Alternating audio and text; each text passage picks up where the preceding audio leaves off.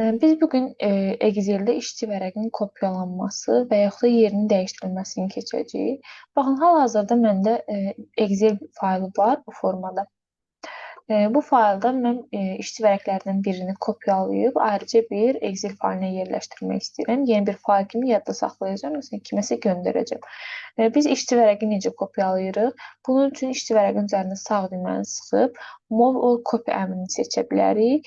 Bunun bir digər üsulu da formatda yerləşir. Formata daxil olaraq Move all copy sheet əmrindən də istifadə etmək mümkündür. Sağ düyməni sıxıram, Move all copy seçərək, baxın, belə bir pəncərə açılır. Açılan pəncərədə diqqətlə nəzər yetirsək görək ki, burada to book, yəni harda yerləşməyini seçə bilərik.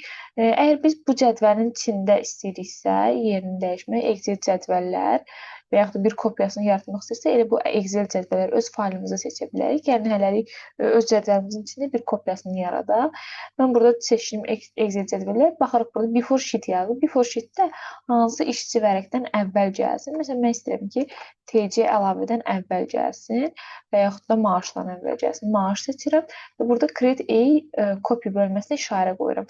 Bu deməkdir ki, mən bunun bir kopyasını yaratmış olacağam. TC olan işçi vərəqdən yeni birini də kopyalamış olacağam. Özü də maaşdan əvvələ. OK düyməsini sıxdığımda baxırıq ki, maaşdan əvvələ, baxın diqqətlə baxaq, maaşdan əvvələ TC2 belə bir işçi vərəqi kopyalanmış oldu. Gəl indi bunu silək, sağ düyməni delete edək, silək. Yenə həmin işçi vərəqi, məsələn, başqa bir Excel faylinə köçürək, yeni bir Excel faylinə sağ düymə, Move or copy.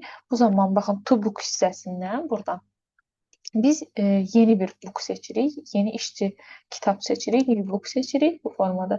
Daha sonra create a copy edərək OK düyməsini sıxırıq. Və bu zaman, baxın, yeni bir gördüyünüz kimi Excel faylı yarandı, book 3. Burada təkcə bir işçi vərəq əlavə olunub bu formada. Belə.